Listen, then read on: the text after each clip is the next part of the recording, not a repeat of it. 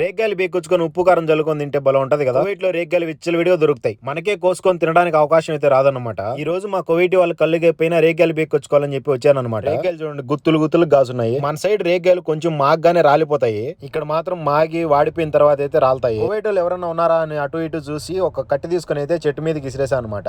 ఏ దేశానికి వెళ్ళినా బుద్ధులు అలవాట్లు మాత్రం మార్చుకోలేము. తగ్గేదేలా కట్టెలు తీసుకున్నా రాళ్ళు తీసుకున్నా రేగ్గాయలు అయితే రాలగొట్టాను అనమాట. కట్టిని రాళ్ళని ఇసిరేసి నా చేతులు నొప్పులు వస్తున్నాయి కానీ ఆ కాయలు మాత్రం రాలట్లేదు. అమ్మయ్య మొత్తానికి ఎలాగోలా చేసి కొన్ని కాయలను అయితే రాలగొట్టాను. కోవిటి వాళ్ళు తినాలనుకుంటే జమియాలో డబ్బులు పెట్టైనా కొనుక్కొని తింటారు. కింద కనిపించే కాయలే తినడానికి పనికిరావు, అన్ని వాడిపి రాలిపోయాను అనమాట. ఫ్రీగా దొరుకుతున్నాయంటే దూరంగా పోయినా తెచ్చుకుంటాం కానీ కొనుక్కొని తినే అలవాటు మన చరిత్రలో లేదు. చిన్నప్పుడు రేగ్గాయలు దొంగతనానికి వెళ్ళి 2 జోబులు నిండా తెచ్చుకొని ఉప్పు కారం జల్లుకొని తింటా ఉంటే ఆ టేస్టే వేరే ఉండేది. అసలు రేగ్గాయలు ఉప్పు కారం అనుకుంటూ ఉంటేనే నోరు ఊరిపోతుంది నాకైతే. ఊరికే తెచ్చుకొని తినడానికి కూడా ఎన్ని అవస్థలు పడుతున్నావు చూడండి ఇక్కడ మేము. నాకు తెలిసి మీలో కూడా రేగ్గాయ దొంగతనానికి వెళ్ళిన వాళ్ళు చాలా మంది ఉంటారు. వాళ్ళ కామెంట్ అయితే వేసుకోండి ప్లీజ్. వీడియో నచ్చుంటే లైక్ చేసి సబ్స్క్రైబ్ చేయండి.